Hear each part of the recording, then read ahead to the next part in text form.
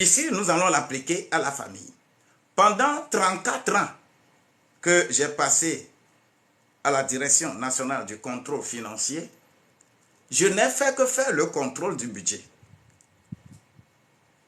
Et ce budget est applicable à l'État,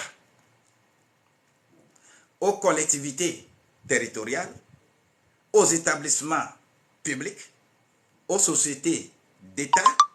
Chaque terminologie a effectivement ses principes. Mais ici, nous sommes dans le contexte de la famille.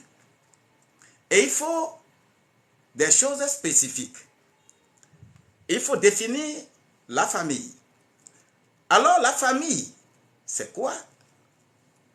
La famille, c'est l'ensemble des personnes qui ont des liens de parenté par le sang ou par alliance. Liens de parenté par le sang et par alliance. C'est très important. Lorsque nous sommes dans la famille biologique, c'est le lien de sang. Lorsque nous sommes en couple, c'est le lien par alliance.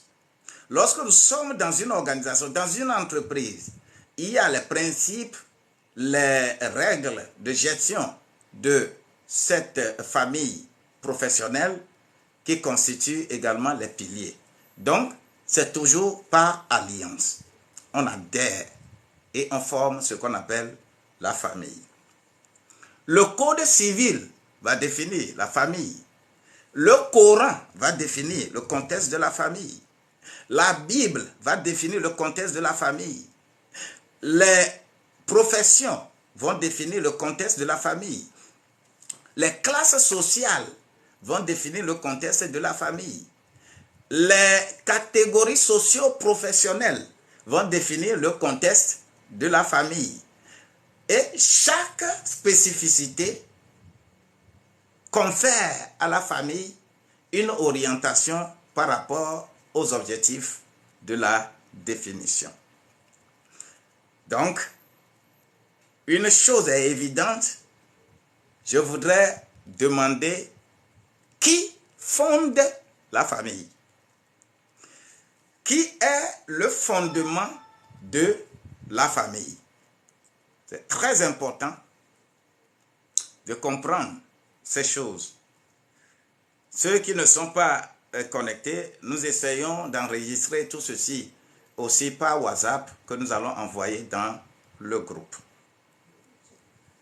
Oui. Qui fonde la famille? La famille est fondée par Dieu. Nous aurons à voir ces deux choses. La famille est fondée par Dieu, mais le foyer est fondé par toi. Tu dois le savoir. Donc, la famille a des critères. Critères et mission. 3 critères, j'ai essayé de répertorier ici. Premièrement, la famille, c'est lien de sang. Deuxièmement, la famille vit sous un toit. Et troisièmement, la famille est dans une communauté de service. Ces 3 choses vont nous amener à parler des 3 missions de la famille. La famille, alors, permet de recevoir de l'amour. Dans la famille, il faut s'aimer.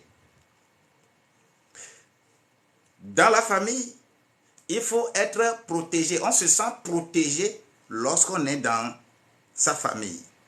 Et on se sent en sécurité. Dans la famille, on a des perspectives d'avenir. Ces trois choses sont nécessaires.